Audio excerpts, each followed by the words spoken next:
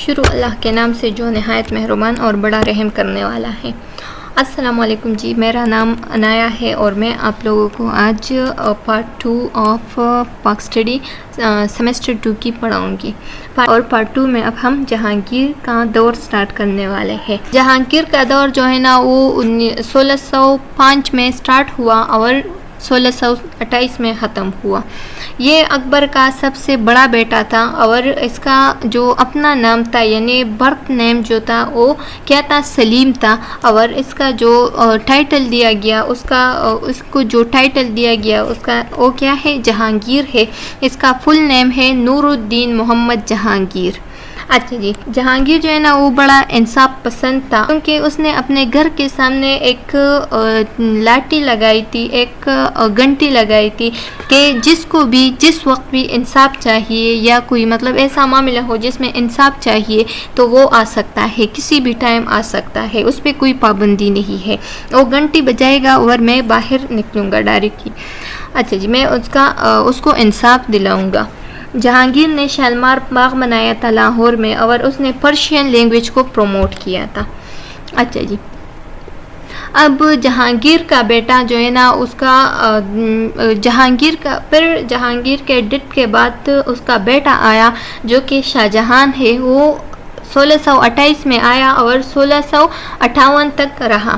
اچھا جی، یہ مغل کا وہ امپائر تھا جو کہ کیا تھا، بہت اس کے دور میں جو دارالحکومت تھا، جو جہانگیر رولز تھے وہ بہت ہی پیک پہ تھے، مطلب بہت ہی اونچے مقام پہ تھے۔ اس نے ماربل کا سٹرکچر بنایا آگرہ پہ، شیش محل میں اس نے دیوان عام، دیوان خاص اور ممتاز محل، تاج محل، موتی مسجد، یہ سب اس نے ڈیکوریٹ کیے۔ اس نے کیا کیا، اس نے اس کا بلڈنگ جو ہے نا وہ بہت ہی خوبصورت طریقے سے ڈیکوریٹ کیا ماربل کے ذریعے سے۔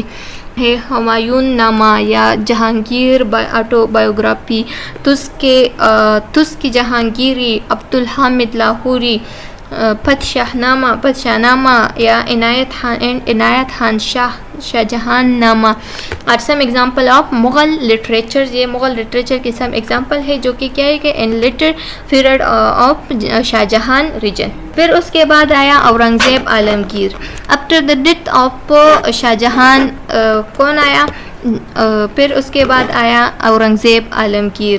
اورنگزیب عالمگیر کا پیریڈ جو ہے نا وہ 1658 میں سٹارٹ ہوا اور یہ 1707 تک رہا۔ جو بڑا اچیومنٹ ہے اس کا، جو ایک بڑا اچیومنٹ ہے وہ ہے بادشاہی مسجد، اس نے لاہور میں بنایا تھا۔ 1558 میں کیا ہوا کہ انڈیا جو ہے نا وہ برٹش کے کنٹرول میں آ گئے۔ اس کے دور میں برٹش بھی مطلب انڈیا بھی برٹش گورنمنٹ کے کنٹرول میں آ گیا، اور یہ سب سے رچ اور اسلامی دور تھا۔ اورنگزیب عالمگیر کا دور جو ہے نا وہ سب سے رچ اور اسلامی دور تھا۔ اورنگزیب کے ڈیتھ کے بعد ڈائریکٹ ہی مغل دور کا خاتمہ بھی شروع ہوا، کیونکہ اس کے بعد اس کا ایک بیٹا آیا جو کہ موزن تھا۔ اس کا دور جو ہے نا وہ 1707 سے لے کر 1712 تک رہا۔ وہ کوشش کر رہا تھا، موزن کوشش کر رہا تھا کہ وہ اپنا مغل کا دور جو ہے نا وہ ٹرائی کرے کہ یہ ختم نہ ہو، لیکن جو مراٹھا پاور تھا وہ بہت ہی انکریز ہو گیا اور یہ اس کے چیلنج کے قابل نہیں تھا۔ پھر تو وہ جو مغل دور تھا اس کا خاتمہ روتا رو شروع ہوا۔ پھر مغلوں نے اپنے ہاتھ سے ہی اپنی تباہی شروع کی، کیونکہ ان لوگوں نے پرشین کے کنگ کو بلایا جو کہ کون تھا، نادر شاہ تھا۔ 1738 میں سے 1739 تک وہ مغل آیا۔ جب وہ وہاں پہ آیا تو اس نے کیا کیا، اس نے قتل عام شروع کی، اور جب اس نے قتل عام شروع کی تو اس کا رزلٹ یہ آیا کہ 30,000 لوگ جو ہے نا وہ قتل ہوئے۔ تو قتل عام کی وجہ سے مغل بہت کمزور ہو گئے۔ اور اچھا جی، اور اس کا جو اسلامی ریاست تھا، یہ سب اسلامی ریاست جو ہے نا یہ 700 سال تک ہندوستان میں رہے۔ ہندوستان ہندوستان میں اسلامی ریاست 700 سال تک رہے، کیونکہ یہ 712 سے لے کر 1858 تک رہا، اور پھر اس کے بعد جو ہے نا 1858 میں برٹش کے رولز شروع ہوئے، برٹش کا دور شروع ہوا۔ اچھا جی، مغل کیوں ختم ہو گئے تھے؟ مغل کا سلطنت کسی امریکن نے ختم نہیں کیا تھا، یا کسی نے زور زبردستی سے ختم نہیں کیا تھا، اس نے اپنے ہاتھوں سے اپنی تباہی لی تھی، کیونکہ اس نے اس وقت اس کا خزانہ بالکل خالی تھا، اس نے فحاشی سٹارٹ کی تھی، کرپشن سٹارٹ کیا تھا، تو اس سب کی وجہ سے مغل کا دور بہت ہی کمزور ہو گیا، اور پھر اس کے بعد کیا ہوا، مغل بالکل ہی ختم ہو گئے۔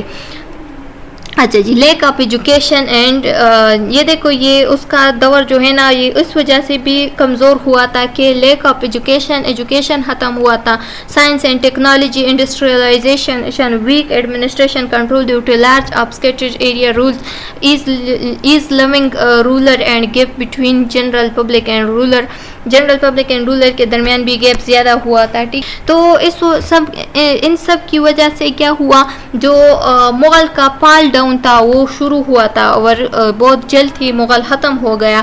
1858 میں مغل ختم ہو گیا، 1857 میں مغل ختم ہو گیا، اور اس کے بعد برٹش کا قانون سٹارٹ ہوا۔ امید ہے کہ آپ لوگوں کو یہ سب ہسٹری آف اسلامی ہسٹری اینڈ ہندوستان میں کا سمجھ آ گیا ہوگا کہ یہ 700 ایئرس کیسے اسلام کا مطلب عروج پہ تھا ہندوستان میں، پھر بعد میں برٹش کا دور کیسے آیا تھا۔ چلو جی، امید ہے کہ آپ لوگوں کو سمجھ آ گیا ہوگا۔ نیکسٹ ٹاپک میں ملتے ہیں۔ اوکے جی، سبسکرائب اور channel and press the bell icon. چلو جی، اللہ حافظ۔